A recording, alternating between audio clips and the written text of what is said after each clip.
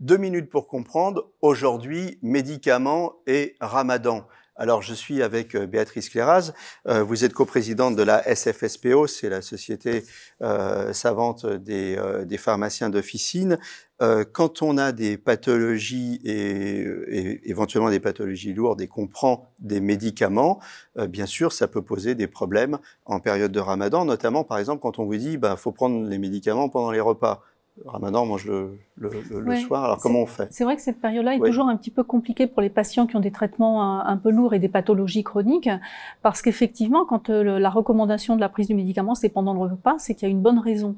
Donc, on essaye d'adapter, en fait, en tenant compte de cette particularité à ce moment-là. Mais c'est pas toujours évident. Alors, comme autre risque sur lesquels il faut alerter, il y a la fatigue Bien aussi, sûr. pour les gens qui prennent beaucoup de médicaments et qui ont des pathologies lourdes. Oui, oui, complètement, parce qu'il y a une modification là de leur rythme de nourriture, donc et de leur rythme tout court, hein, puisque leurs horaires sont différents.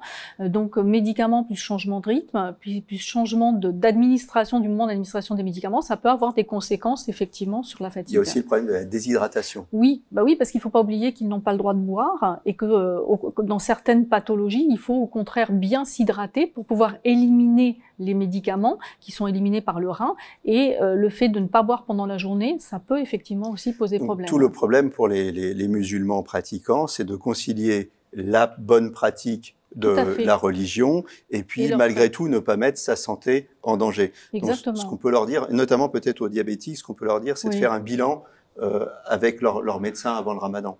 Alors, pour les diabétiques, ce serait idéal. Et puis, pour les autres, on peut leur proposer un plan de prise, de faire avec eux un plan de prise en tenant compte de cette contrainte. Voilà, attention à votre santé, mais bon ramadan à tous. Nos émissions vous plaisent, alors aidez-nous à faire grandir la chaîne. Pour parler santé au plus grand nombre, partagez, likez, abonnez-vous.